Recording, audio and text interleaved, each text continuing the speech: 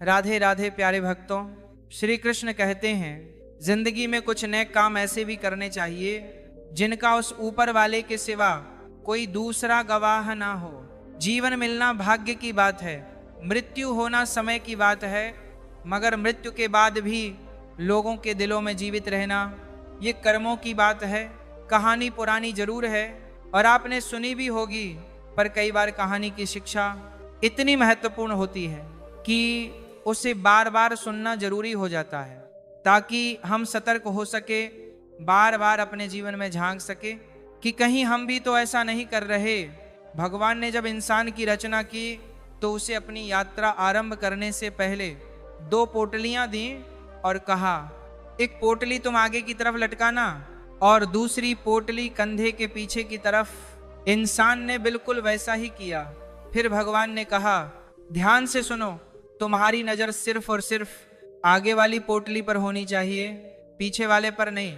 इंसान हामी भरकर वहां से चला गया और उसने ठीक वैसा ही किया जैसा उसे भगवान ने बताया था।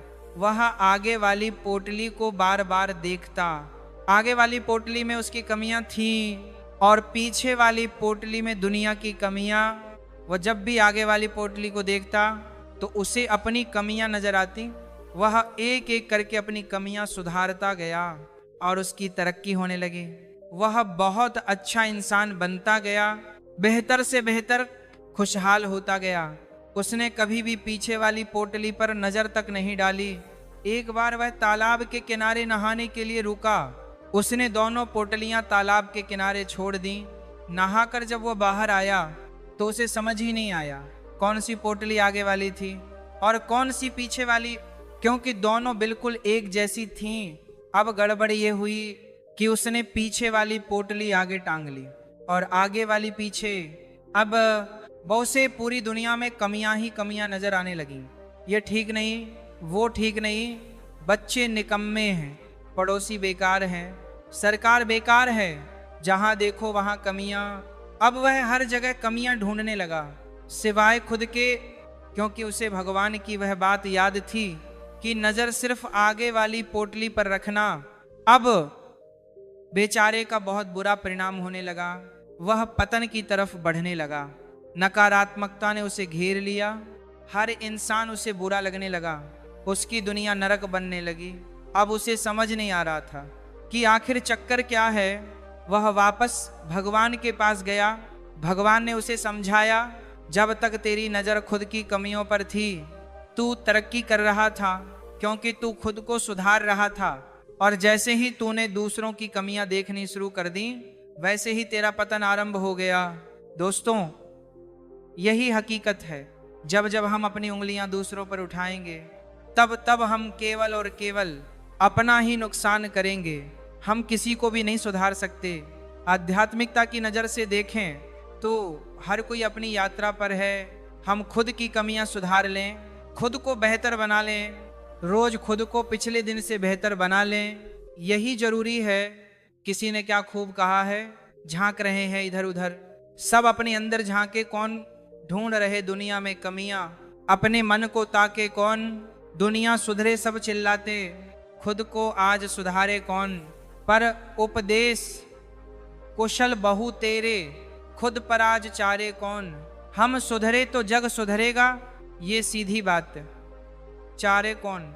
श्री कृष्ण कहते हैं सब्र कोई कमजोरी नहीं होती, बल्कि वह होती है जो सभी में नहीं होती। दुआएं कभी खाली नहीं जाती, बस सही वक्त पर कबूल होती हैं। मनुष्य अपने विश्वास से निर्मित होता है। जैसा वह विश्वास करता है वैसा ही वह बन जाता है। हर चीज की नकल की जा सकती है, लेकिन चरित्र और व्यवहार की नहीं। अपनी सोच को काबू में रखिए, क्योंकि आपकी सोच ही असलियत का रूप लेगी। अगर नीयत अच्छी हो तो नसीब कभी बुरा नहीं होता। दिमाग में विचारों की भीड़ जितनी कम होगी, जिंदगी का सफर उतना ही आसान होगा। मन का झुकना भी बहुत जरूरी है। सिर्फ सर झुकाने से भगवान नहीं मिलते। अगर आप उन बातों और परिस्थितियों की वजह से चिंतित हो जाते हैं जो आपके नियंत्रण में नहीं है, तो इसका परिणाम समय की बर्बादी और भविष्य का पछतावा है। आप दुख पर ध्यान देंगे तो हमेशा दुखी रहेंगे, आप सुख पर ध्यान देंगे तो हमेशा सुखी रहेंगे, क्योंकि आप जिस पर ध्यान देते हैं वही चीज सक्रिय हो जाती है। श्रीमद् भागवत गीता में भगवान श्री कृष्ण कहते हैं कि जिस तरह प्रकाश की ज्योति अंधेरे में चमकती है, ठीक उसी प्रकार सत्य भी चमकता है। इसीलिए मनुष्य को हमेशा सत्य की राह पर चलना चाहिए। मृत्यु एक अटल सत्य है जिसे कभी बदला नहीं जा सकता है। इस संसार का जब से निर्माण हुआ है तब से जन्म मृत्यु का चक्र चलता आ रहा है। कोई मनुष्य चाहे लाख चीजें जान ले, चाहे वह पूरे जगत को जान ले, लेकिन अगर वह स्वयं को नहीं जानता तो वह अज्ञानी है। कान्हा कहते हैं, अगर कोई आपको ठुकरा दे तो बुरा मत मानना, क्योंकि वह वास्तव में आपकी कीमत नहीं जानते। बुरा वक्त गुजर जाता है, बस उस ऊपर वाले को हमारा सब्र आजमाना होता है। चेहरे पर हमेशा मुस्कान का यह मतलब नहीं कि जीवन में संघर्ष नहीं, बस ऊपर वाले पर भरोसा ज्यादा है। जिंदगी में अगर कुछ बड़ा करना है तब दो चीजें हमेशा याद रखना कि जो खोया है उसका गम नहीं, जो पाया है वह भी किसी से कम नहीं। तबीयत से व्यक्ति जितना कमजोर नहीं होता, उससे ज्यादा वह नकारात्मक विचारों से थकता है। जिंदगी में हम कितने सही और कितने गलत हैं यह सिर्फ दो ही शख्स जानते हैं, परमात्मा और अंतरात्मा। नकारात्मक विचारों को अपने मन में प्रवेश करने की अनुमति ना दो, क्योंकि यही वह एक चीज होती है जो हमारा आत्मविश्वास कम कर देती है। कामयाबी कुछ नहीं, बस एक नाकामयाब व्यक्ति के संघर्ष की कहानी होती है। आपके खिलाफ होने वाली बातों को खामोशी से सुन लीजिए, यकीन मानिए वक्त उन्हें बेहतर जवाब देगा। जिसने अपने को वश में कर लिया है उसकी जीत को देवता भी हार में नहीं बदल सकते। अगर लोग आपकी अच्छाई को आपकी कमजोरी समझते हैं तो ये उनकी समस्या है। आप आईना हो, आईना बने रहो। पूर्ण फिक्र वह करें जिनकी सूरत खराब है। श्रीमद् भगवत गीता में भगवान श्री कृष्ण कहते हैं कि हे अर्जुन, तुम्हारा क्या गया जो तुम रोते हो? तुम क्या लाए थे जो तुमने खो दिया? तुमने क्या पैदा किया था जो नष्ट हो गया? तुमने जो लिया यहीं से लिया, जो दिया यहीं पर दिया। जो आज तुम्हारा है कल किसी और का होगा, क्योंकि परिवर्तन ही संसार का नियम है। और समय समय के साथ संसार में हर चीज परिवर्तन के नियम का पालन करती है। भगवान श्री कृष्ण कहते हैं, कर्म योग ही वह योग है जिसके माध्यम से हम अपने जीवात्मा से जुड़ पाते हैं। कर्म योग हमारे आत्मज्ञान को जागृत करता है। इसके बाद हम ना केवल अपने वर्तमान जीवन के उद्देश्यों को, बल्कि जीवन के बाद की अपनी गति का पूर्व अभ्यास प्राप्त कर सकते हैं। इस योग में कर्म के द्वारा ईश्वर की प्राप्ति की जाती है। श्रीमद् भगवत गीता में कर्म योग को सर्वश्रेष्ठ माना गया है। गृहस्थ और कर्मठ व्यक्ति के लिए यह योग अधिक उपयुक्त है। कर्म योग सिखाता है कि कर्म के लिए कर्म करो, आसक्ति रहित होकर कर्म करो। कर्म योगी इसीलिए कर्म करता है कि कर्म करना उसे अच्छा लगता है। कर्म योगी कर्म का त्याग नहीं करता, वह केवल कर्म फल का त्याग करता है और दुखों से मुक्त हो जाता है। उसकी स्थिति इस संसार में एक दाता के समान है और वह कुछ भी पाने की कभी चिंता नहीं करता। वह जानता है कि वह दे रहा और बदले में कुछ मांगता नहीं, और इसीलिए वह दुख के चंगुल में नहीं पड़ता। संसार का कोई कार्य ब्रह्म से अलग नहीं है, इसलिए कार्य की प्रकृति कोई भी हो, निष्काम कर्म सदा ईश्वर को ही समर्पित हो जाता है। हे अर्जुन, पुनर्जन्म का कारण वासनाओं या अतिरिक्त कामनाओं का संचय है। कर्म योगी कर्म फल के चक्कर में ही नहीं पड़ता, अतः वासनाओं का संचय भी नहीं होता। इस प्रकार कर्म योगी पुनर्जन्म के बंधन से भी मुक्त हो जाता है। भगवान श्री कृष्ण कहते हैं, मनुष्य का मन वायु की तरह चंचल है। यह मन ही है जो मनुष्य को काम वासनाओं की तरफ भटका देता है। अगर जीवन को सफल बनाना है तो मन पर काबू करना बहुत जरूरी है। मन को वश में करने से दिमाग की शक्ति केंद्रित होती है, जिससे कार्यों में सफलता मिलने लगती है। गीता के अनुसार जिस व्यक्ति ने अपने मन पर काबू पा लिया, वह मन में पैदा होने वाली बेकार की चिंताओं और इच्छाओं से भी दूर रहता है, और साथ ही वह व्यक्ति अपने लक्ष्य को भी आसानी से प्राप्त कर लेता है। अगर मन को वश में नहीं करोगे तो वह तुम्हारा सबसे बड़ा शत्रु बन जाएगा। भगवान कहते हैं, जो मनुष्य सुख और दुख में शांत रहता है, जिसके राग, भय और क्रोध नष्ट हो गए हैं, जो मनुष्य शुभ और अशुभ वस्तु को पाकर ना प्रसन्न होता है और ना द्वेष करता है, जिन्होंने अपनी इंद्रियों को वश में कर लिया, वह स्थिर बुद्धि वाला मनुष्य मुनि के समान है। ऐसा मनुष्य स्थिर चित्त और इंद्रियों को वश में करके ज्ञान द्वारा परमात्मा को प्राप्त करके हमेशा संतुष्ट रहता है। क्रोध मनुष्य को नरक की ओर ले जाने वाला द्वार है। क्रोध करने से व्यक्ति का मन अशांत हो जाता है और उसकी स्मरण शक्ति भ्रमित हो जाती है।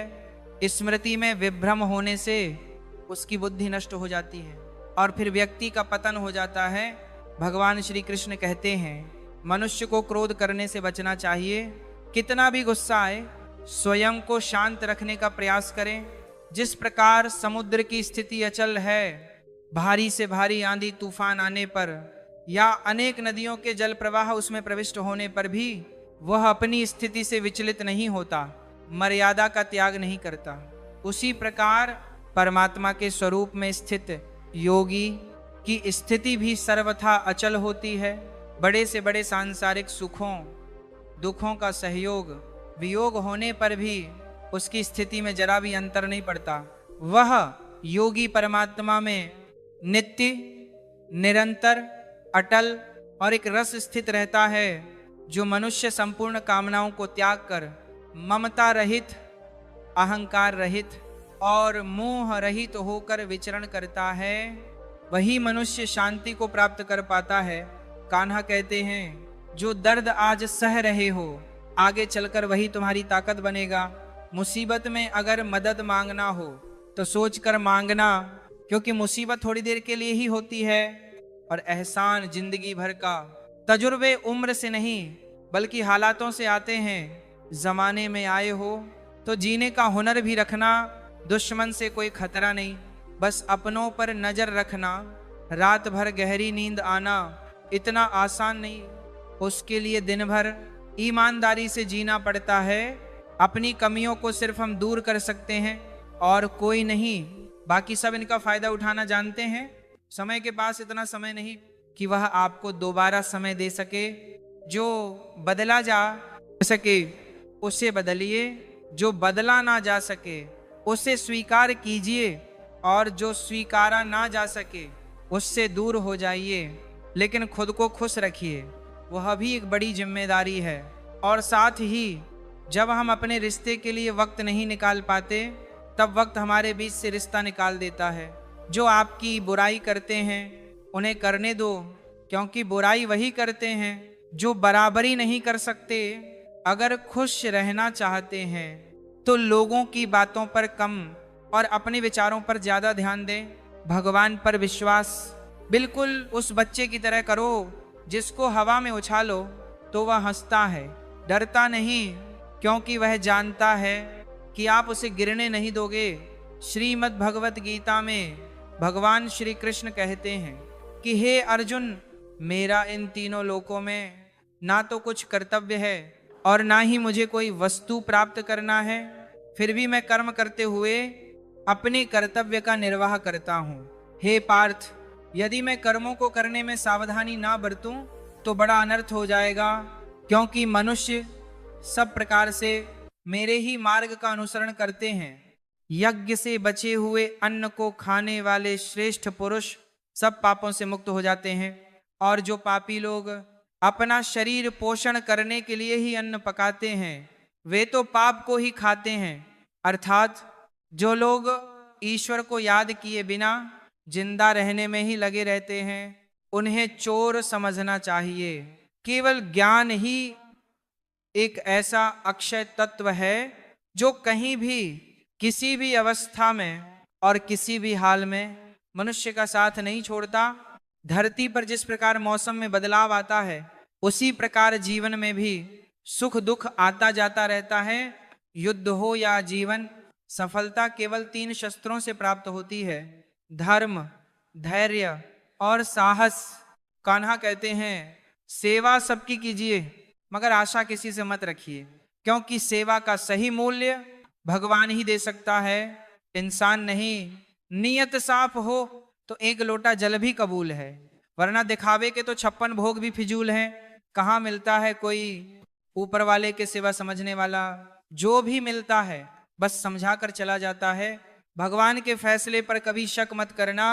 अगर सजा मिल रही है तो कोई गलती भी अवश्य ही होगी।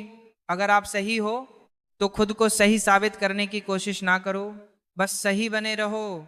गवाही खुद वक्त देगा। वहां बैठकर रोना बहुत सुकून देता है, जहां कृष्ण के सिवाय कोई और सुनने वाला ना हो। जितना इंतजार वह आपसे करवा रहा है, समय आने पर वह इतना देगा कि संभाल भी नहीं पाओगे।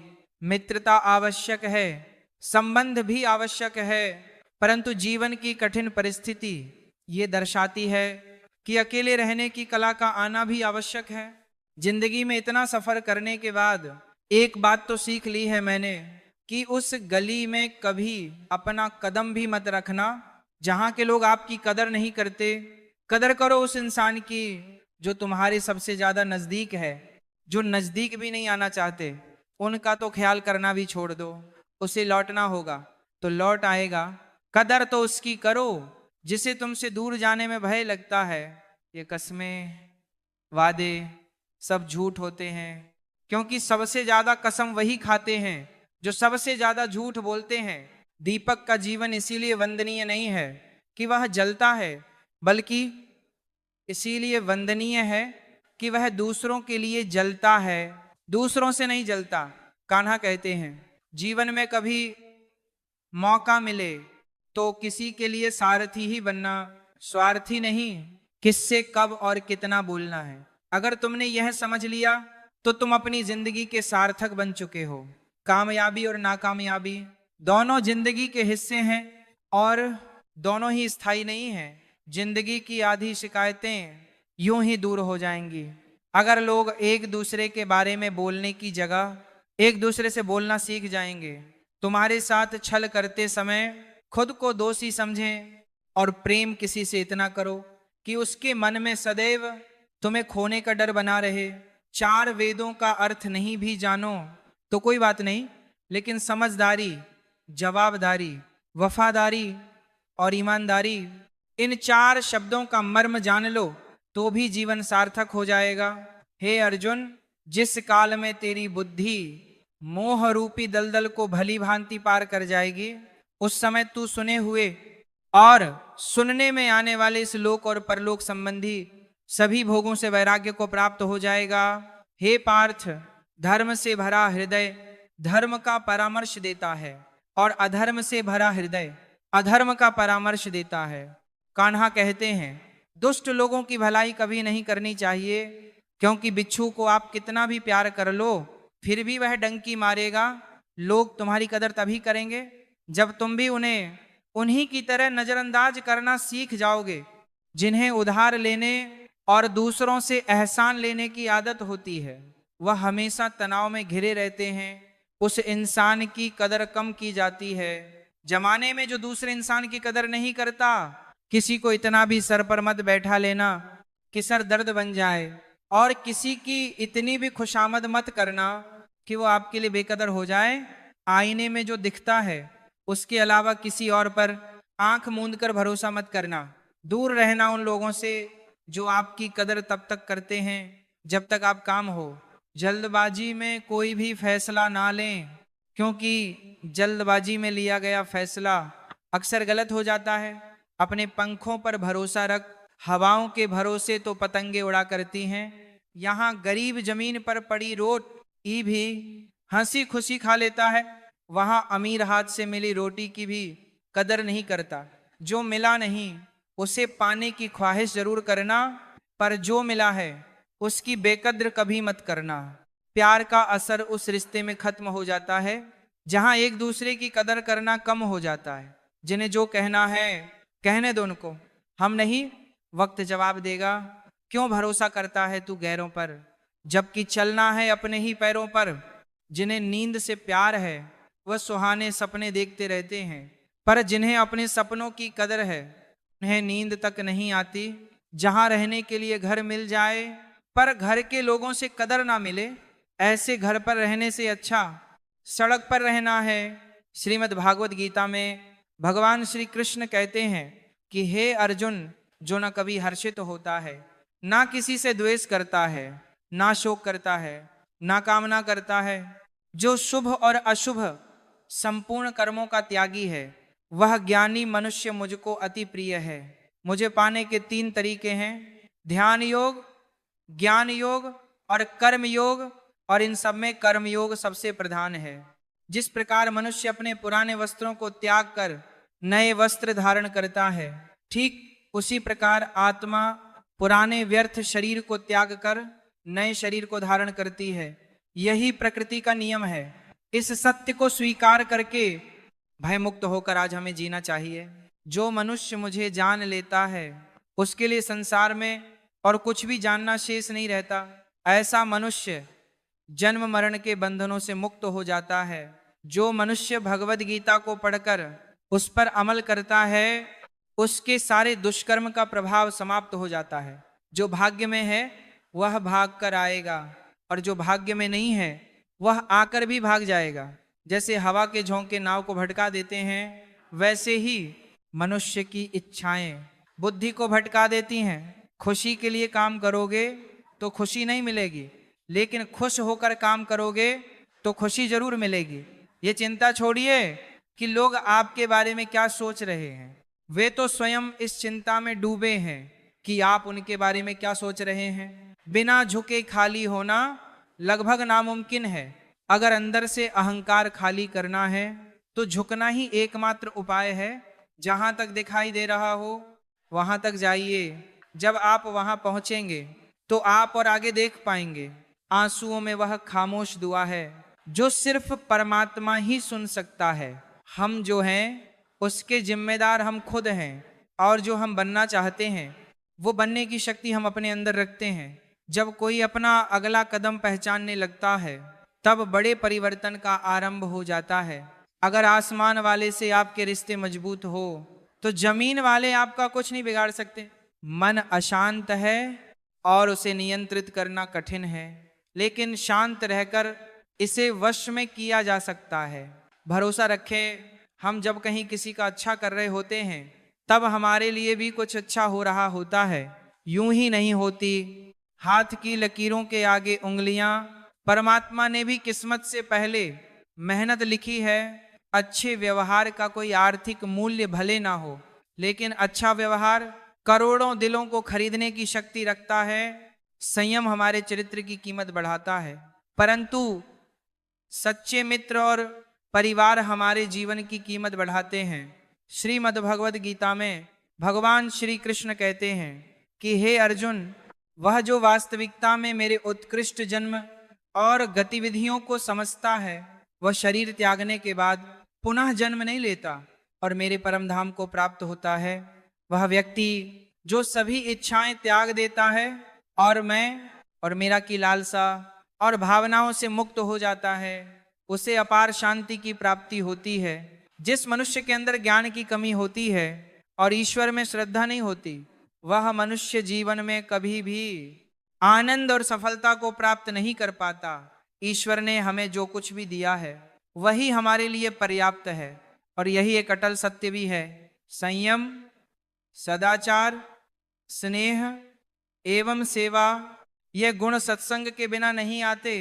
कोई एक महापुरुष आत्मा को आश्चर्य की भांति देखता है, वैसा ही दूसरा कोई महापुरुष इसके तत्व का आश्चर्य की भांति वर्णन करता है, तथा दूसरा कोई अधिकारी पुरुष ही से आश्चर्य की भांति सुनता है, और कोई कोई तो सुनकर भी इसको नहीं जानता।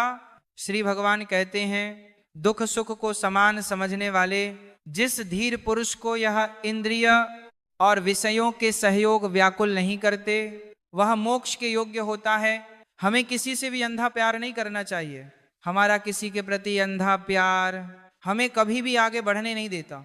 खुद को इतना कमजोर मत होने दो कि तुम्हें किसी के एहसान की जरूरत पड़ जाए जीत निश्चित हो तो अर्जुन हर कोई बन सकता है, किंतु जब मृत्यु निश्चित हो तो अभिमन्यु बनने के लिए साहस चाहिए। लोगों को इम्प्रेस करने की कोशिश मत कीजिए, आप खुद को इम्प्रूव कीजिए, लोग अपने आप इम्प्रेस हो जाएंगे।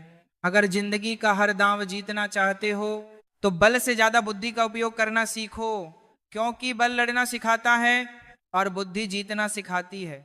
कभी पीठ पीछे आपकी बात चले तो घबराना मत, क्योंकि बात उन्हीं की होती है जिनमें कोई खास बात होती है। अहंकार के अंधे इंसान को ना तो अपनी गलतियां दिखाई देती हैं और ना ही दूसरे इंसानों में कुछ अच्छाई दिखाई देती है। जो लोग दूसरों को हर समय नीचा दिखाते रहते हैं, उन्हें यह एहसास नहीं है कि वह ऐसा करके खुद कितना नीचे गिरा रहे हैं। मान मन की कल्पना है और अनुभव जिंदगी का सबक है। सच्ची खुशी तभी होती है जब आपकी सोच, कथन और कर्म में समानता हो। जीवन में कभी निराश नहीं होना चाहिए, क्योंकि कमजोर आपका वक्त हो सकता है।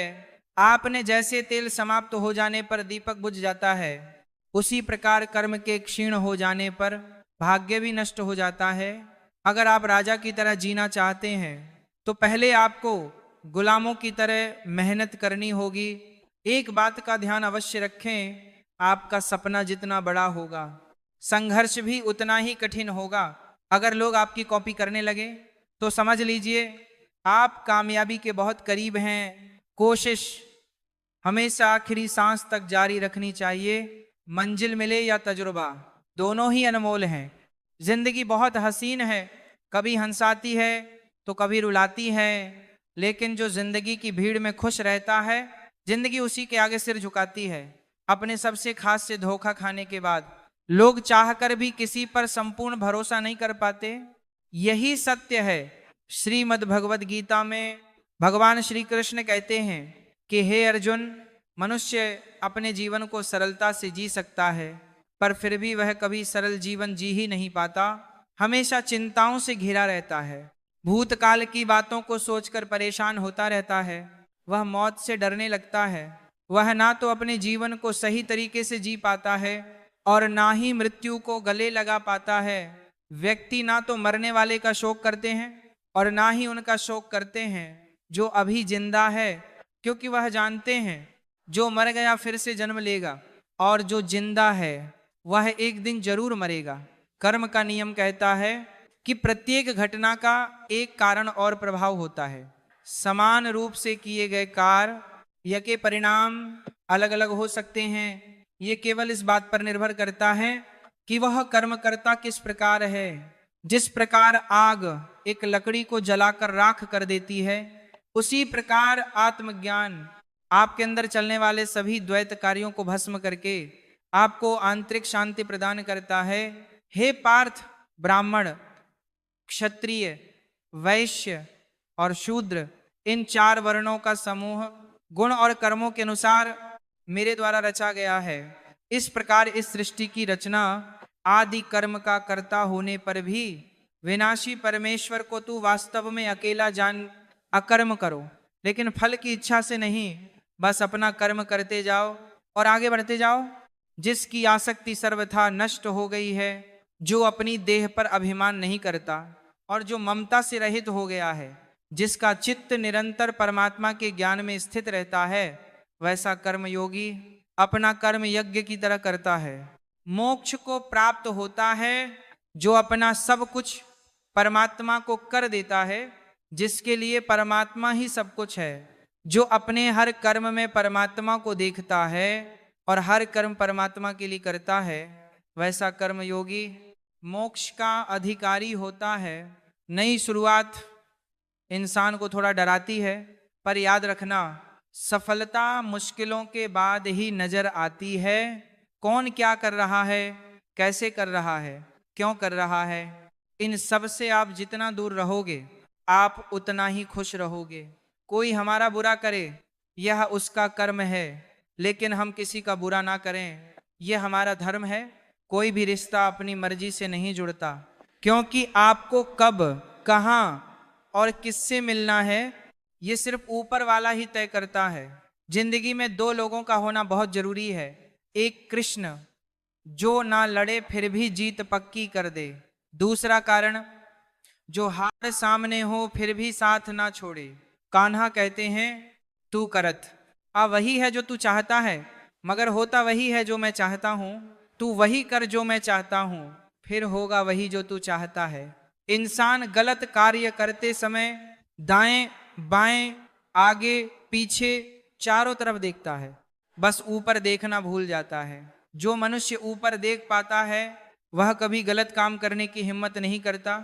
मित्र, भगवान श्री कृष्ण कहते हैं कि जो भी मेरे भक्त श्रद्धा से मुझे भजते, मेरा नाम जपते हैं, मेरी पूजा करते हैं तथा मुझसे प्रेम करते हैं, वह मेरे हैं और मैं उनके सभी कष्टों का ऋण करके उन्हें वह सभी सुख प्रदान करता हूं जिनकी वह कामना करते हैं। मित्र, एक समय की बात है, भोला नाम का एक आदमी शहर की एक छोटी सी गली में रहता था। वह मेडिकल की दुकान चलाता था। सारी दवाइयों की उसे अच्छी जानकारी थी, पूरी दुकान खुद संभालता था, इसलिए कौन सी दवा कहाँ रखी है उसे अच्छी तरह पता था। वह पूरी ईमानदारी से अपना काम करता था, ग्राहकों को सही दवा सही दाम पर देता था। सब कुछ अच्छा होने के बाद भी भोला नास्तिक था, भगवान में उसका जरा भी विश्वास नहीं था। वह पूरा दिन दुकान पर काम करता और शाम को परिवार तथा दोस्तों के साथ समय गुजारता था। उसे ताश खेलने का बहुत शौक था। जब भी समय मिलता दोस्तों के साथ ताश खेलने बैठ जाता था। एक दिन वह दुकान पर था, तभी कुछ दोस्त आए और तभी भारी बारिश भी शुरू हो गई। रात हो गई थी, लेकिन सभी बारिश थमने का इंतजार कर रहे थे। बिजली भी चली गई थी। बैठे बैठे क्या करें, सोचा मोमबत्ती की रोशनी में ताश ही खेल लेते हैं। सारे दोस्त दुकान में ताश खेलने बैठ गए। सभी ताश खेलने में मग्न थे। तभी एक बच्चा भागता हुआ आया। वह पूरी तरह भीग चुका था। उसने जेब से दवा की एक पर्ची निकाली और भोले से दवा मांगी। भोला खेल में मग्न था, उसने पहली बार में तो ध्यान ही नहीं दिया। तभी बच्चे ने जोर से आवाज देते हुए कहा, मेरी माँ बहुत बीमार है, सारी दवा की दुकानें बंद हो गई हैं, आप दवा देंगे तो मेरी माँ ठीक हो जाएंगी। भोला आधे अधूरे मन से उठा, पर्ची देखी और अंदाज से दवा की एक शीशी उठाकर उसे दे दी। पैसे काटकर बच्चे को लौटा दिए। बच्चा भागते हुए चला गया। तभी बारिश रुकी और भोले के दोस्त चले गए और भोला भी दुकान बंद करने लगा। तभी उसे ध्यान आया कि रोशनी कम होने के कारण उसने गलती से बच्चे को चूहे मारने वाली दवा की शीशी दे दी है। भोला के हाथ पांव फूल गए, उसका दिल जोर जोर से धड़कने लगा। उसकी 10 साल की नेकी पर मानो जैसे ग्रहण लग गया। उस बच्चे के बारे में सोचकर वह घबराने लगा। सोचा यदि वह दवाई उसने अपनी बीमार माँ को दे दी तो वह अवश्य मर जाएगी। बच्चा भी बहुत छोटा होने के कारण उस दवाई को तो पढ़ना भी नहीं जानता होगा। एक पल वह अपनी इस भूल को कोसने लगा और ताश खेलने की अपनी आदत को छोड़ने का निश्चय कर लिया। पर यह बात तो बाद में देखी जाएगी। अब क्या किया जाए? उस बच्चे का पता ठिकाना भी तो वह नहीं जानता। कैसे उसकी बीमार माँ को बचाया जाए? सच में कितना विश्वास था उस बच्चे की आंखों में। भोला को कुछ सूझ नहीं रहा था। घर जाने की उसकी इच्छा मर गई।